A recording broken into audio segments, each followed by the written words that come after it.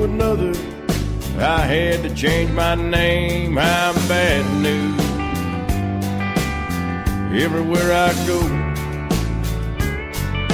always getting in trouble, leaving them girls that hate to see me go.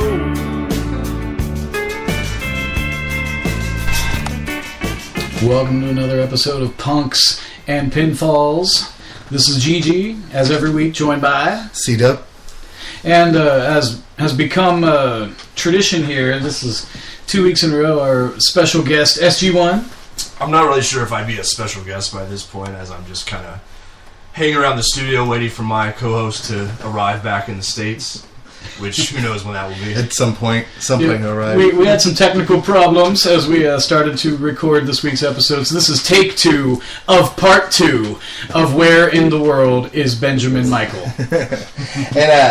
And I had talked about that. I sent him a text today because their tour ended the 13th, and I was just kind of seeing, hey, are you in the States? Are you? Hey, your brother's just kind of curious. Where you at? When you'll be back. You know.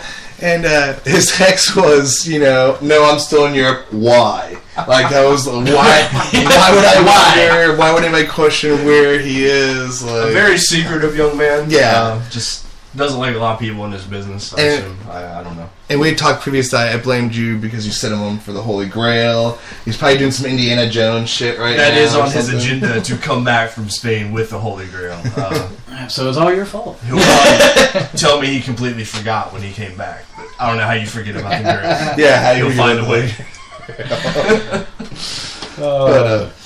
And our opening music was Whitey Morgan, and he's playing at the Rockstar Arena actually here pretty soon. If you want to run, Saturday, April 18th. You're hearing at the opening of the show this week is Whitey Morgan, the 78, sort of singer-songwriter, outlaw country.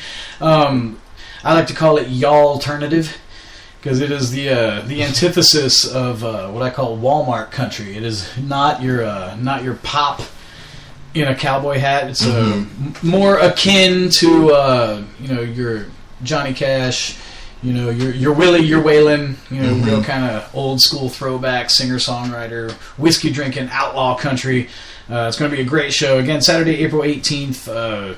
Tickets will be online soon, if not already, at rockstarproarena.com.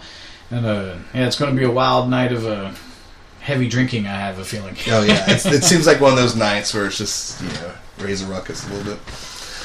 I do that every night. Every night.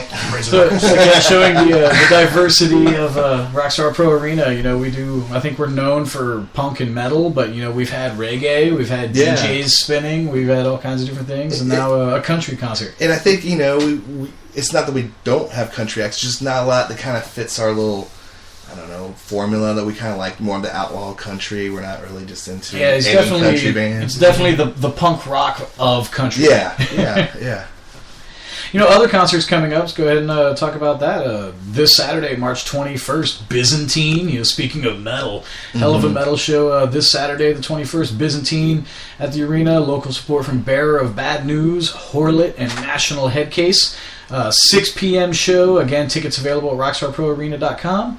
Coming up in April, Thursday, April 2nd, Icarus the Owl. And the same week, Saturday, April 4th, You Versus Yesterday, a local Ohio band having their album release. And also on that show, Violent Kind, Call It December, and Bear With Us. And then, of course, as we mentioned, the 18th is Whitey Morgan and the 78s. This and everything else is always updated at rockstarproarena.com, so get all your news there. And tickets are always, there's links there for tickets for all these events. Just go to rockstarproarena.com. Other great things coming up at the arena. Let's switch gears from music to wrestling. We do our monthly internet pay-per-view. We always have the first Friday of the month. We tape our monthly internet pay-per-view that's available at DIYwrestling.com. It's always linked at rockstarprowrestling.com. So April 3rd, Spring Break, our next big pay-per-view. We've already announced the baddest man alive, Aaron Williams, versus the Lariat, DJ Hyde, a battle of two former Rockstar Pro champions.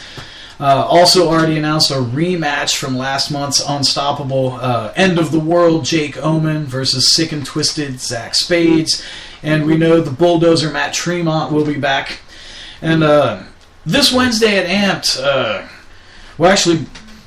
this Wednesday at Amped. Yeah. This Wednesday at Amped. Wow. I was getting ready to say I have a big announcement, but this Wednesday is already pretty damn big. Yeah. Let's talk about the undercard, all right? Former Rockstar Pro champion Benjamin Chimera will take on Rookie of the Year Duke Beefhammer, and we're going to see an intergender match from two big names in the world of indie wrestling. Best of the best, Alex Colon, a former Rockstar Pro champion in his own right, multiple-time LuchaCore champion, and he'll be taking on current reigning WSU World Champion Lufisto in a big intergender match. So Alex Colon versus Lufisto. It's going to be a great match. That's a main event anywhere in the country anyway. On a weekend. Yeah, and then on a regular Wednesday night, $6, our regular weekly TV taping, we're giving you an pay-per-view caliber card. The main event for the Rockstar Pro Championship. The new champion, Relentless Ron Mathis, his first title defense against another former Rockstar Pro champion, who is also a former ECW champion, former NWA TNA World Champion, and most recently NXT was all. He's been on NXT these last few weeks, and that of course is the Man Beast, the War Machine, Rhino. Those be good times, man. Yeah, like wow, that's a Wednesday show. Yeah, right. Yeah. That's a $6 Wednesday night. Rhino challenging for the championship that a lot of people feel he never really lost. He never got to exercise his rematch clause. So this is Rhino coming back to the arena to reclaim the Rockstar Pro Championship. What a card! And then what I was about to say as I plugged that show. I'm going to have a really big announcement this Wednesday. In addition to that amazing card, I have even more big news. Yeah.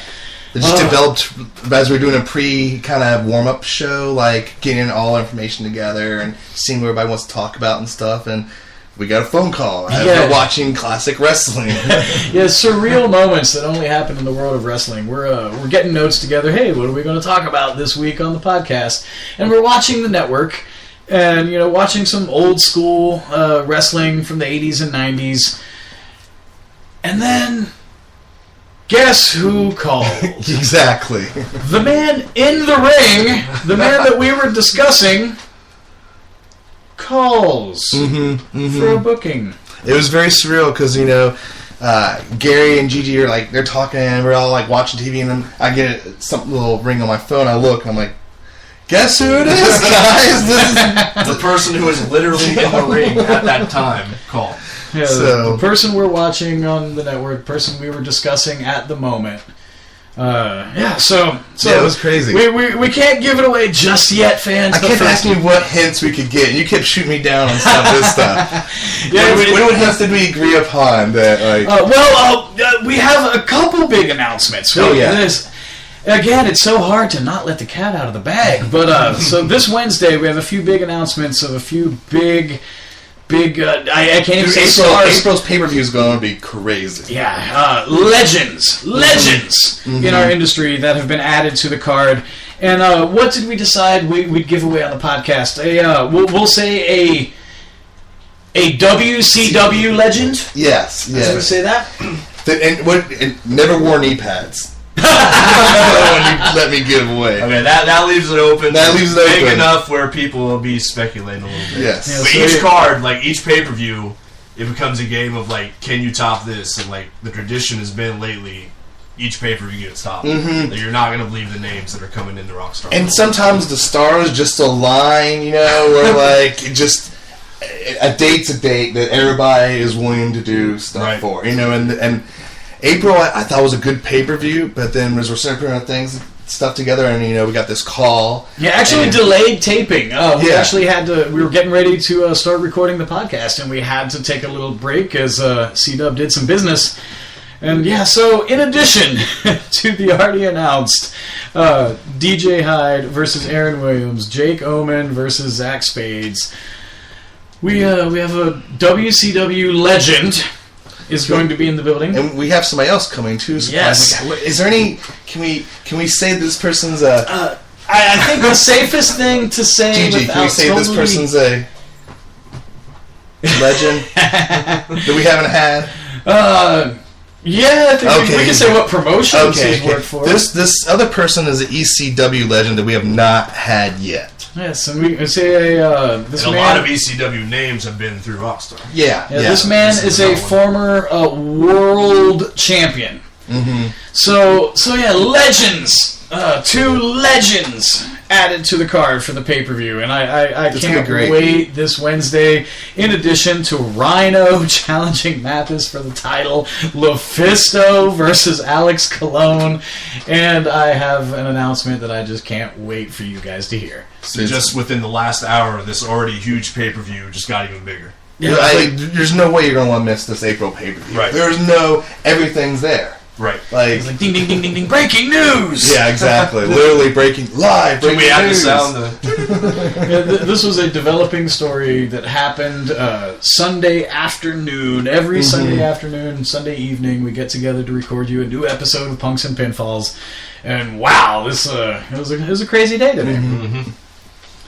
So, other wrestling news. Yeah. In addition to this Wednesday, March 18th, Rhino will be in the building. April 3rd, Spring Break pay-per-view. And just announced this week, Friday, April 17th, Ludus. Right. And I'm super excited about this. This is our new project. You can think of it as kind of the developmental to Rockstar. Mm-hmm. New kids that haven't... we've seen some recent...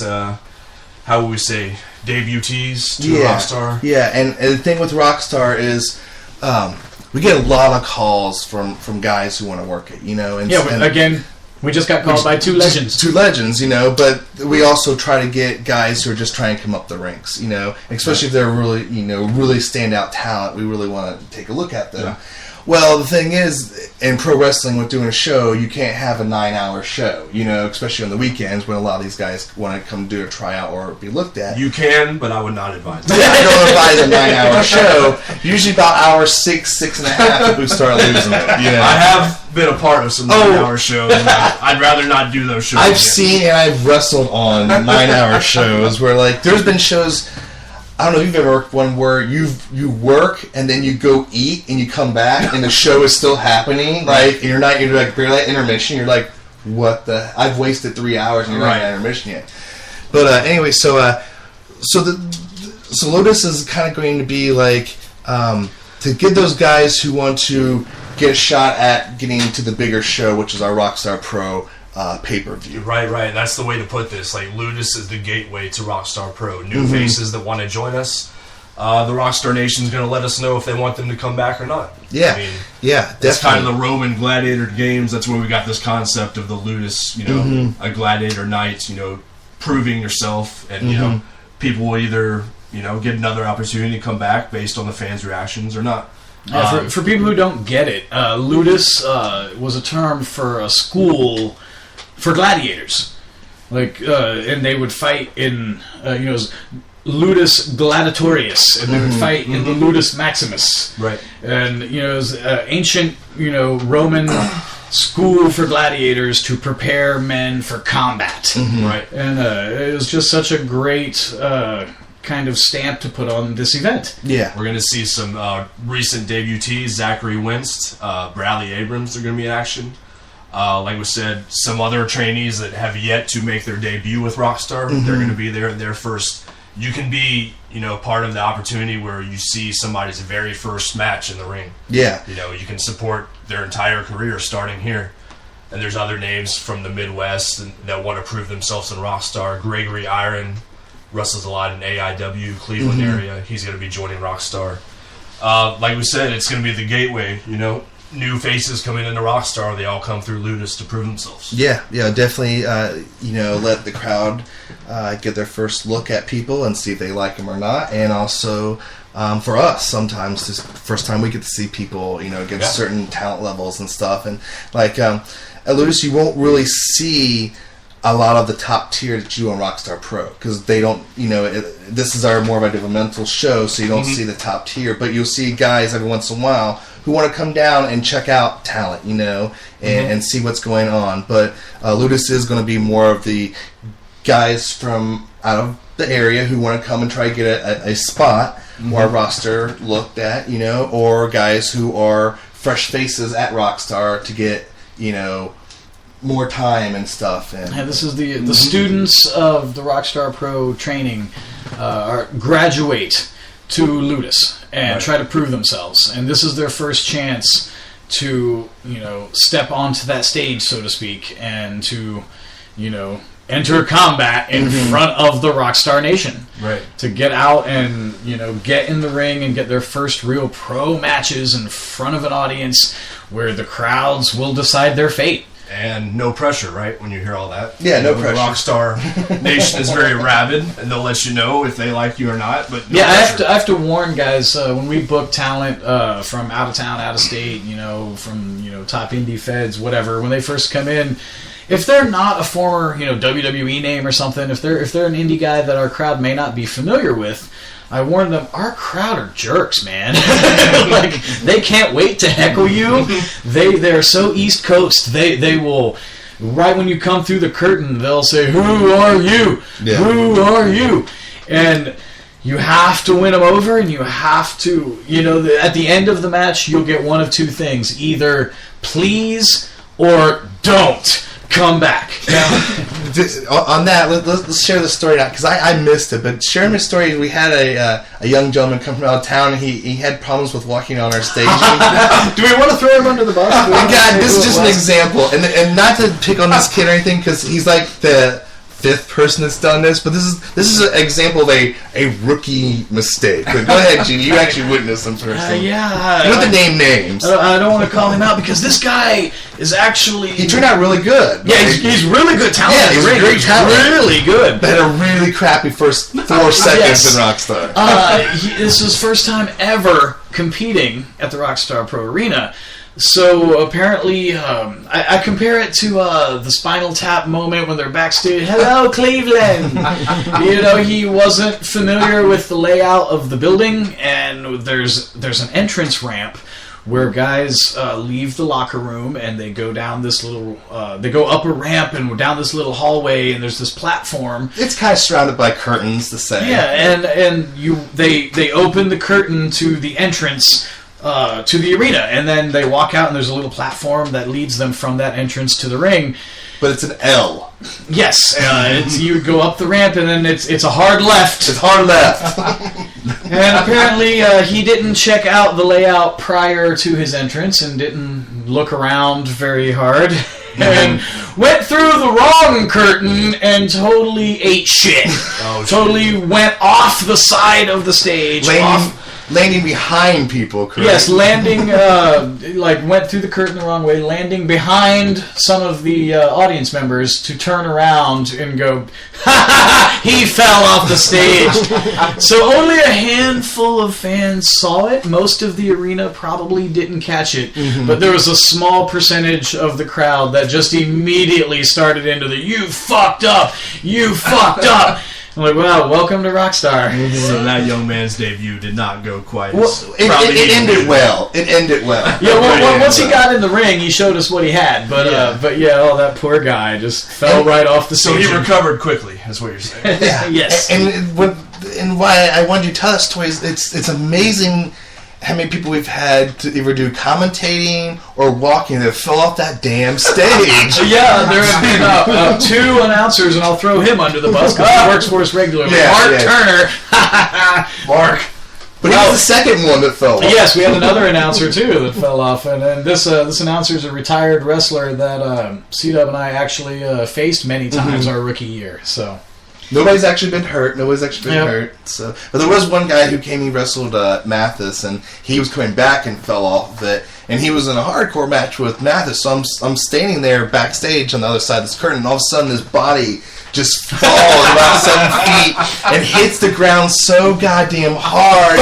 Blood. That sweat, blood, and glitter just goes everywhere. And I'm like, And he just gets up, brushes himself, and goes, holy shit. And we're like, you okay? He goes, yeah, I'm fine. And just walks on. But I was like... That's where you quickly look around to see if anyone saw you fall flat on your face. Well, the one where I believe Turner did, he ripped part of the curtain. Oh, wow, yeah. So huge. We love you, Turner. Yeah. Yeah. Especially, I feel bad for the guy. Poor Mark Turner. He's been bullied by our new champion, Rod Mathis. It's been a rough couple weeks. Yeah. Turner. Some fans may not know that Turner did actually train to be a wrestler.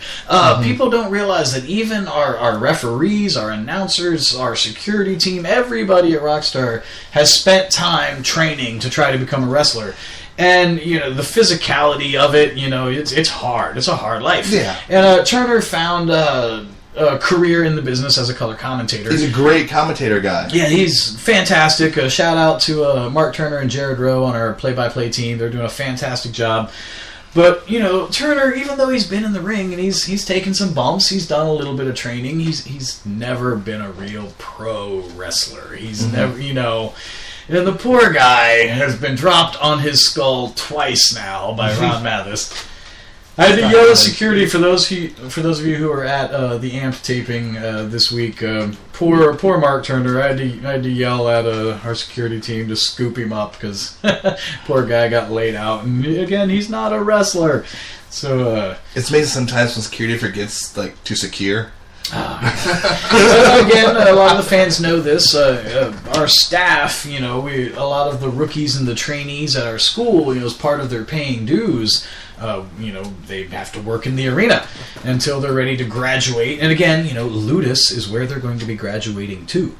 But a lot of the up and coming rookies, our fans have noticed, oh hey, Living Large Bradley Abrams was one of the security guards, and now he's in the ring. The elite athlete Flex Jordan was one of the security guards, and now he's in the ring. A lot of these young up-and-coming guys, they're trying to get work, and, so we put them to work, and we say, prove yourself. Well, and sometimes, showing up is a huge part of it. So if you're a young guy, and if I give you a shot... dedication. If you show up 2 months in a row and you're not even in the ring, that shows me at least you're willing to take the time and show up. You are dedicated. You have that in mind. This person's going to be here, and they're serious about it. Yeah. I won't throw him under the bus. We had a local regional talent that came in, and this is the kind of guy that you may end up seeing on Ludus. But he came in sort of for his audition, his tryout match. We put him on the card, and he got kind of beat up and wasn't quite the performance he had hoped for. And basically, it was like, tough luck, kid. Call us again in the future. And he showed up the next week, and I put him on helping the production team with timekeeping.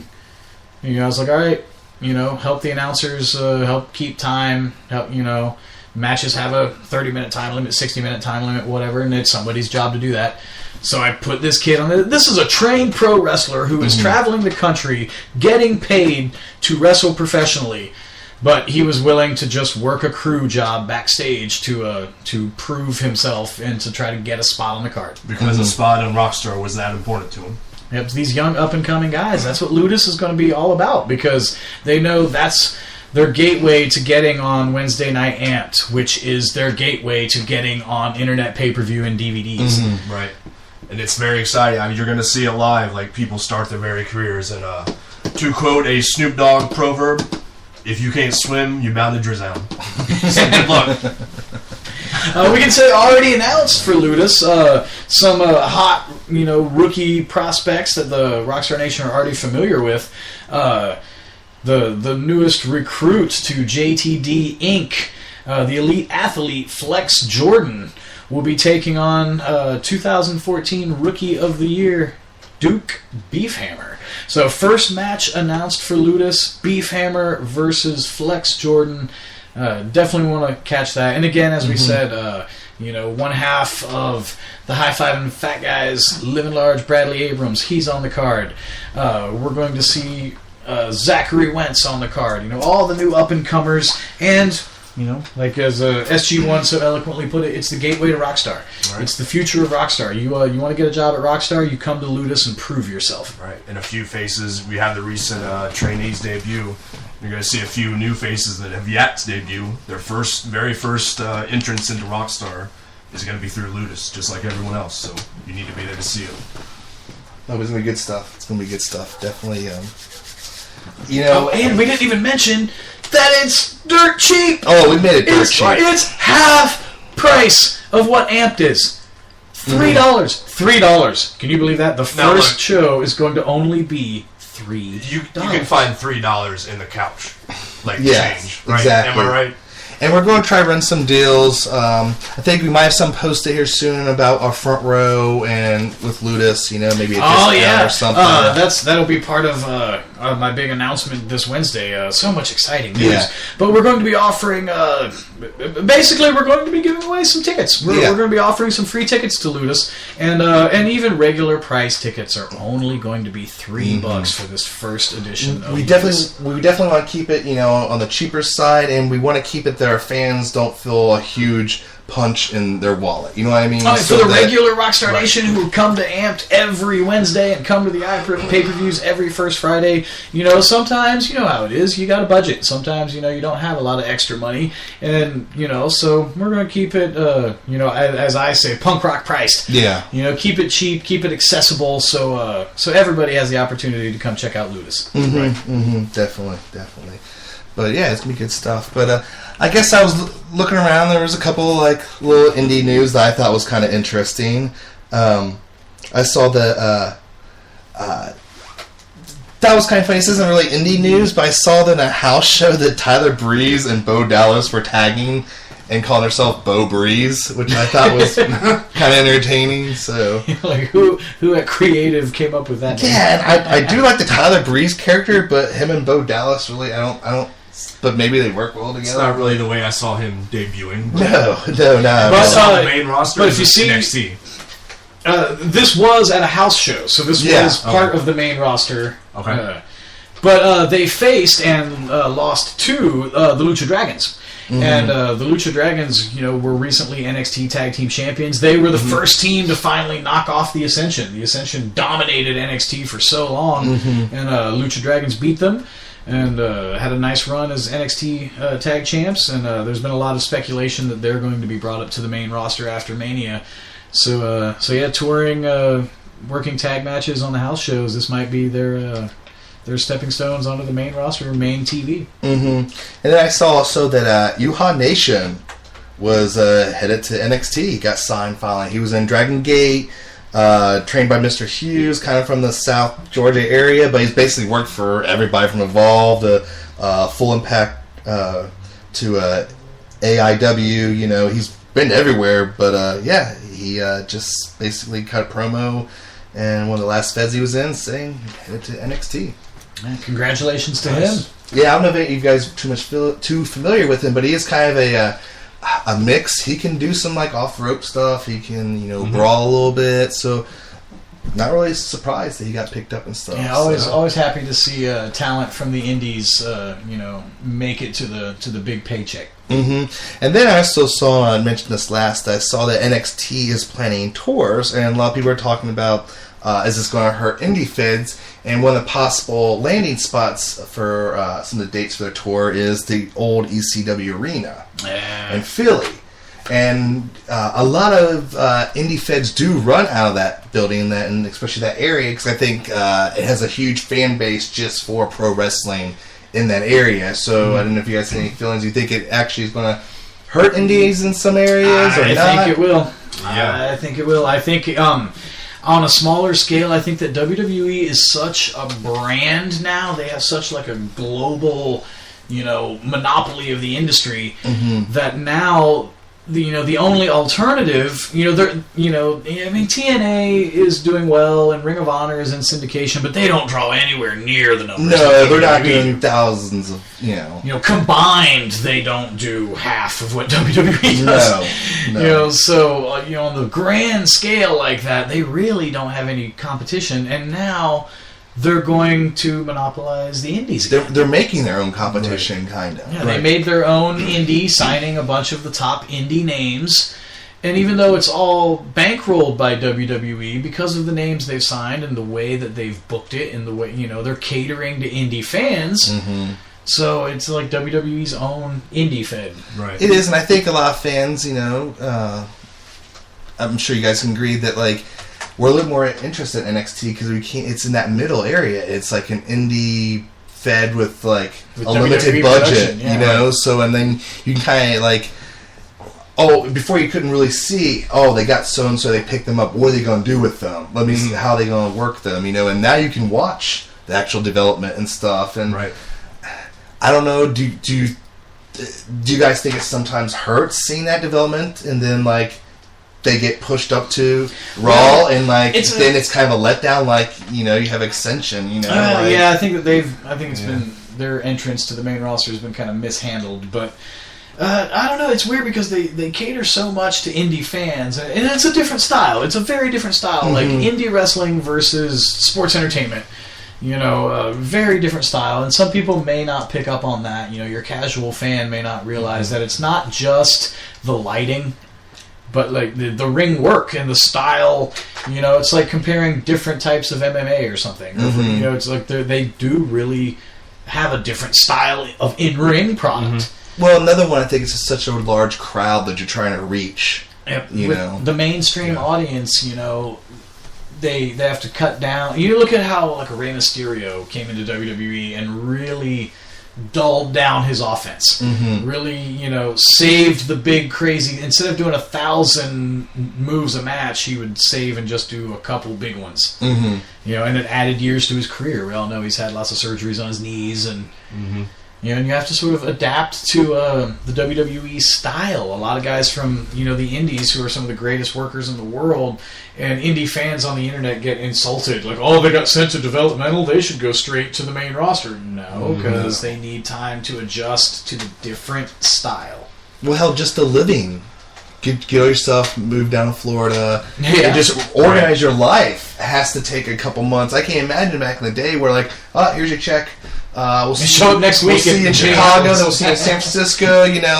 What? On the indies, instead of working, every weekend, you're suddenly working 4 days a week, and you're working a television product. It's quite a different adjustment than just working the indies. Yeah, crazy to think. They're going to be touring with. We know a lot of people that went to the NXT in Columbus here in Ohio. Ben did. Yeah. Apparently, we didn't know until we checked Facebook, our news source. Again, part of his world tour of Where in the World is Benjamin Michael. This NXT. He had left Dayton and gone to Detroit, but we think he came back to Dayton, and then he was in Philly. And we know he flew out of the country in Philly. And somewhere in between there, he went to NXT in Columbus. That is what you would call a magical mystery detour. Only Benjamin Michael. But yeah, so I think in some markets it is going to hurt the bigger indies. Yeah, and they're snatching up names that have that kind of indie face value. You know what I mean? With Finn Balor and Kevin Owens and Generico or Sami Zayn. And our own Ohio's own Rockstar alumni Solomon Crow. You think about they're catering to an indie audience, and now all the rumors that they've snatched up Samoa Joe, and they're building their own indie fed, and I think it is really going to hurt. Ring of Honor, CZW, Dragon Gate. Your larger indie feds, I think, are going to take a hit. Now, do you think that if they sign Samoa Joe, they'll actually keep him in NXT, or you think you're going to put him straight up in Raw?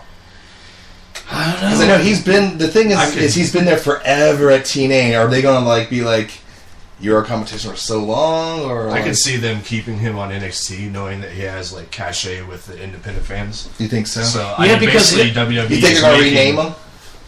Samoa Joey. Samoa Joey. The name they will give him. Whoa! Oh man.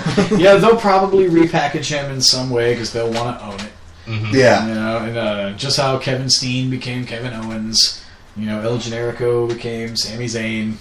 Yeah. Now, if they have Samoa Joe, since they have the Samoan lineage in WWE, are they going to make him part of that group, even though he's not part of that? Yeah, group? he's the one famous Samoan So that's not part of that family. Yeah, so That's Samoan family lineage covers several names in wrestling throughout the generations. but he's the one that's not part of it. That's not. So are they going to you're the third cousin? They'll claim he's a cousin.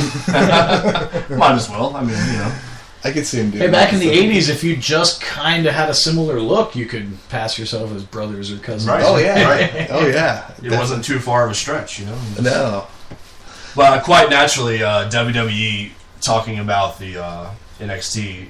If you're spending money on wrestling at all, they want you to spend money on WWE wrestling. Yep. So it's their version of an indie company.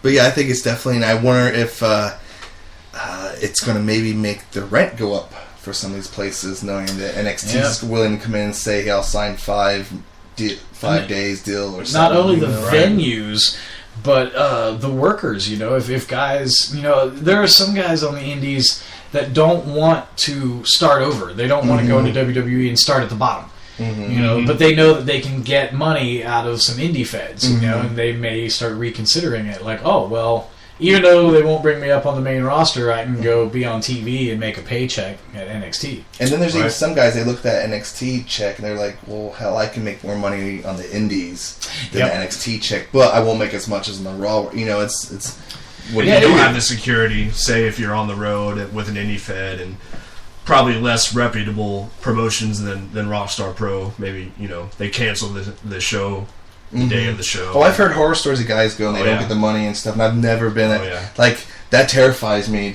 I would hate to have think about guys go, you never paid it, that's you're horrible. Depending on paying your rent as an indie wrestler, and you're booked for a show on a weekend, and they cancel the show that day, and you're fucked. I've always looked at it as the same, coming from the music background. If bands come, they have that $300 guarantee or that $200 guarantee, whatever, and you promise that to them. That's your word, and I've been able to, same as Gigi, work for years and years, if not decades now, because people can call me and I can not sign a piece of paper because they know if I say, you come here, I'm going to give you $200 and some orange juice, that they'll show up with $200 on a carton of orange juice, And what I've always told people is all I have in this world is my balls and my word. Yeah. That's actually from Scarface.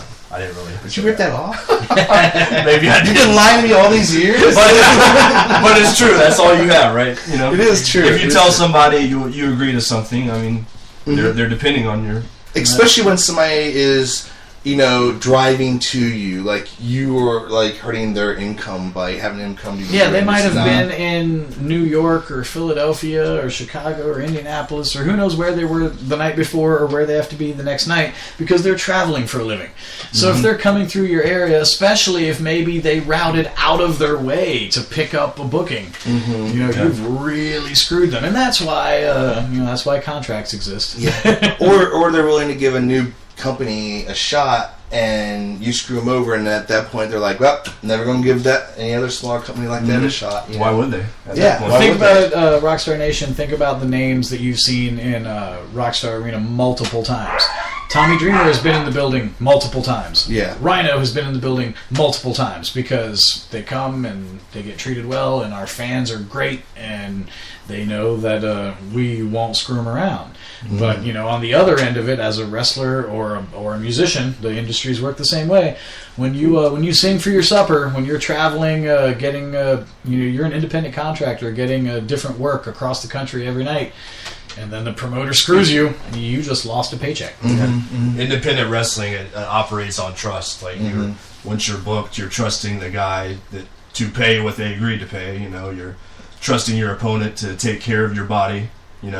Just basically trust is the one trait in the entire thing that keeps it going. And I think it's one thing is Gigi and I both, and all of us have spent time on the road where we had to have that guarantee. I'm in the middle of Arizona and I gotta go to California and still gotta go back home, and I'm dependent on that $100 a day to budget my gas and somewhere to wash myself every 2 or 3 days. Yeah, it's amazing on tour. If you really want to come home with money, you learn to be very frugal.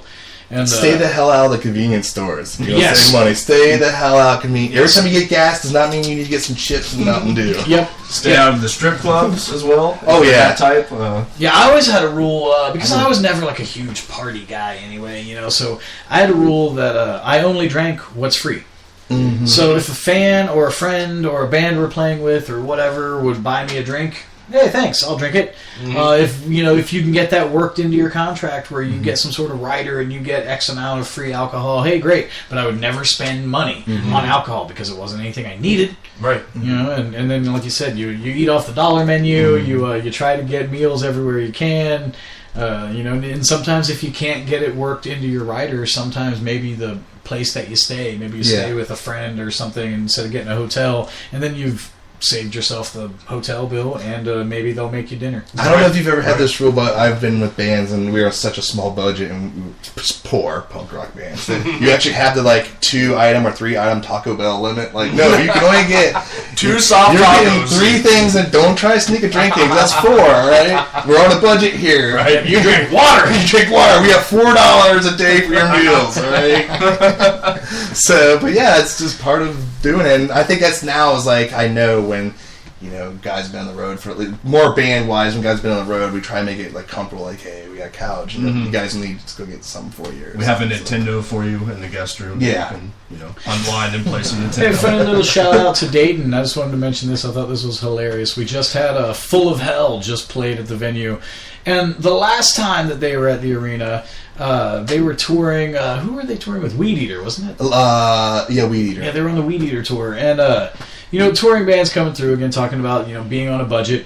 We ordered them Cousin Vinny's pizza, and they loved it. And when they came back, they requested it. They actually said, "Hey, can you guys get us Cousin Vinny's again?" We're like, "What? You're asking for the cheap late night Dayton pizza? Okay, cool." So they took some notes and wrote down the name. Hey, remember this next time we come back to Dayton. and there is some truth in that. You remember this place had good food real cheap. Or, And there's also a joke, I'll share this as we're winding down. On the road, this happens in wrestling and in bands. There's this gag of if someone in the band is single and of loose moral standing, there's a term called paying the rent. Who's going to pay the rent tonight?